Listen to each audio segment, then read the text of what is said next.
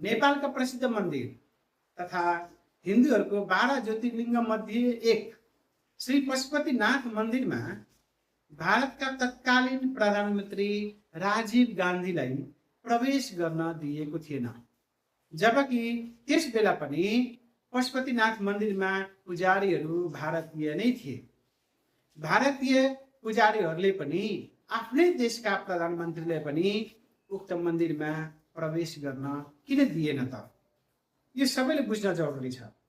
प्रत्येक मन्दिरको आफ्नो एउटा मर्यादा हुन्छ। खासमा हिन्दू मन्दिरहरूमा गैर हिन्दू व्यक्तिहरूलाई प्रवेश निषेधित छ। पशुपतिनाथ मन्दिरमा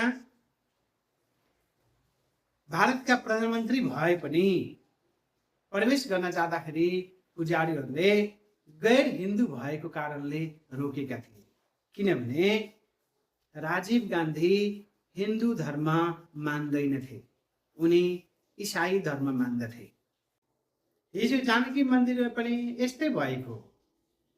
हर्क साम्पाङले आफ्नो कार्यक्रमको तालिका अनुसार जनकपुरको जानकी मन्दिरमा दर्शन गर्न गएका थिए। दर्शन गर्नको लागि प्रवेश हुन नपाउँदै उहाँको विरोध भयो, त्यहाँ उहाँलाई प्रवेश गर्न दिए। यसको स्पष्ट कारण के हो भन्दाखेरि उहाँ हिन्दू नभएकोले, उहाँ हिन्दू धर्म विरोधी अभिव्यक्ति दिएकोले उहाँलाई त्यहाँ प्रवेश गर्न नदिएको। यसमा कुनै यो ठुलो कुरो होइन, यो ठुलो इस्यु पनि होइन।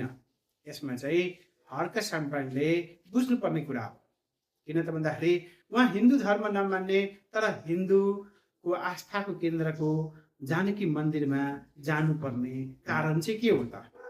यो त राजनीति गर्नु बाहेक अरू कारण यहाँ देखिँदैन।